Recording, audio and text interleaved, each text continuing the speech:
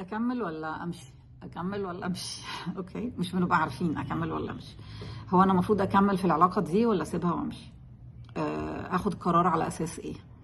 طب انا دلوقتي ما بقتش لوحدي، انا عندي الولاد وعندي البيت وعندي عيلتي الكبيره وعندي مامته وانا مسؤوله عنها وعندي حاجات كتير جدا، في عواقب للمواضيع، مش هتبقى الامور انا مع نفسي بس انا بقرر كده بطولي امشي وخلاص and that's it. عندي كمان some social constraints like المجتمع هيقول عليا ايه؟ المجتمع هيقول عليا متطلقه، المجتمع هيقول عليا ست مش مرغوب فيا، المجتمع هيقول عليا ست وحشه هدت بيتها، هيتقال عليا ان هي اصلها ما عرفتش تحافظ على جوزها، هيتقال عليا ان هي رمت ولادها وسابتهم ومشيت. actually مش مهم هيتقال عليا ايه، تمام؟ مهم انا من وجهة نظري مراعية ربنا، هل انا ضميري مستريح؟ هقدر ان انا حقيقي ادي في العلاقة دي تاني؟ هل ولادي اللي انا قاعدة عشانهم هبقى انا مستريحة enough ان انا اقدر اراعيهم وان هم يطلعوا شخصيات سوية؟ مش هبقى بدلهم رول موديل ان انا الست المنكسره اللي مضطره.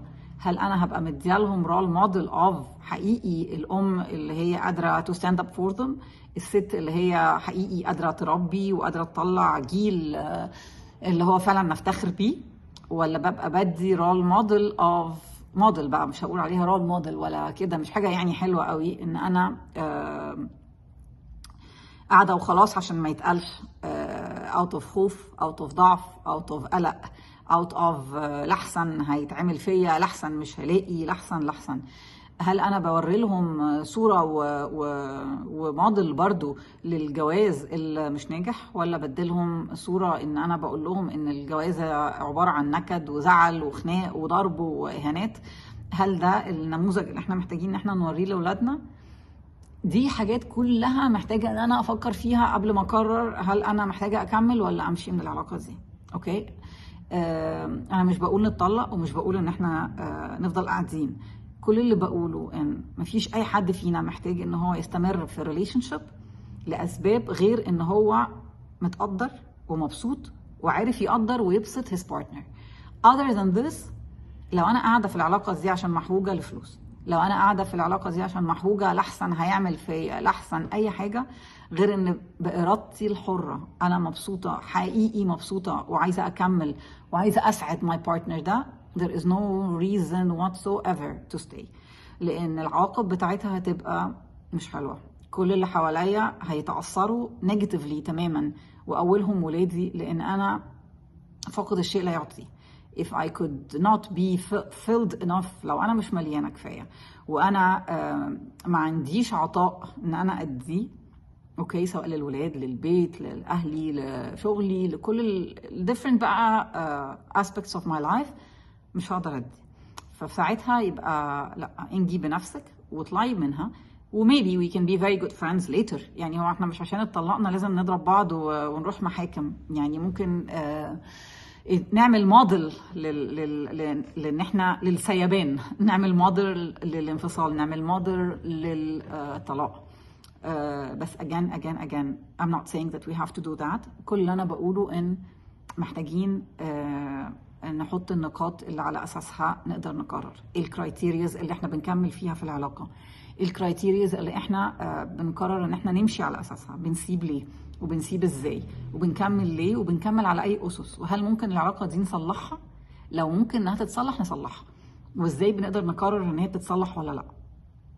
بنقرر ان هي تتصلح ولا لا لو انا والطرف التاني عندنا استعداد ان احنا حقيقي ندي من روحنا للعلاقه دي.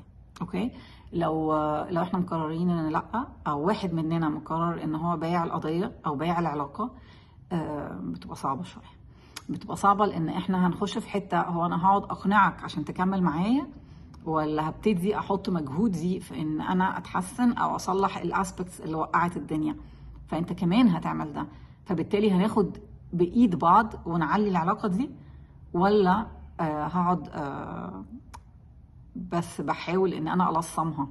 يعني that's the point, one of them. Respect is one of the most important يعني اقول الاعمده، اوكي، او الطوب الاساسي بتاع العلاقه. بدون احترام ما اظنش ان في اي علاقه بتكمل قوي. دي وجهه نظري يعني البسيطه. لكن طبعا love is part of it. الاهتمام، الكير، الاتنشن to the details، الكلام الحلو، الكواليتي تايم والسيرفيسز، كله على بعضه، اوكي. the way he treats me، كل ده مهم جدا in the relationship. بس trust me without الاحترام it's not there. يعني اول ما الاحترام بيتكسر مش بيتصدق بقيه الحاجات التانية. if you don't care enough ان انت تخلي بالك او انت تخلي بالك من الكلام اللي بتقوليه، انه ما يجرحش اللي قدامك enough، وان انت تبقي محترمه وقته، محترمه مساحته، محترمه رغباته، محترمه اراءه، محترمه وجهات نظره، محترمه شغله، محترمه منصبه، محترمه everything، اوكي، محترمه even ضعفه، اوكي. لا، بيبقى في شرخ كبير قوي. I would say is number one is الاحترام. if we have it then okay، يلا بقى نبتدي نقعد نتكلم ونشوف هنعمل ايه في الريليشن شيب دي.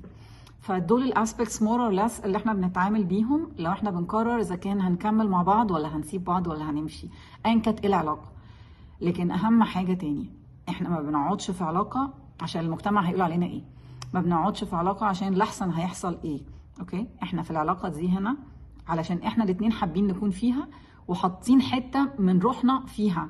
I'm giving part of me into this، اوكي. فلو ده هيعود علينا احنا الاتنين ان احنا الاتنين مبسوطين وبيطلع احسن ما عندنا في الحاجتين، يعني احنا الاتنين في العلاقه دي تمام، احنا مكملين ونحل اي مشاكل. لكن لو احنا بنطلع احنا الاتنين مع بعض اسوأ حاجات عندنا، وان احنا بنوصل لمرحله ان we're destroying each other. it's like المنحدر بننزل بننحدر، اوكي، الكيرف بينزل يعني مننا. then we'd better jump off دلوقتي حالا من المركب ونشيك هاندز واحنا لسه في قدر من الاحترام والمحبه مع بعض، علشان ولادنا وعلشان عيلتنا وعشان حاجات كتير جدا. دي كانت بس حته صغيره ان احنا ازاي نفكر وازاي نقرر. وايوه اكيد احنا مش بنرمي اي حاجه وبنمشي بمنتهى البساطه، بس كمان محتاجين ان احنا نحط الكرايتيريز ونحط برايورتيز عندنا، ان احنا لو احنا مبسوطين واحنا مستريحين in a good way بطريقه balanced، مش انانيه ومش في نفس الوقت تمرد واقلب الترابيزه وامشي. in this case we can survive. in this case هنقدر نحافظ على المركب بتاعتنا، ودفنتلي هو دي اهم حاجه احنا عايزينها، ان احنا نقدر نحافظ على البيت ونحافظ على الولاد ونحافظ على نفسنا ونحافظ على الحب اللي بيننا والموده والرحمه. I hope we can do that.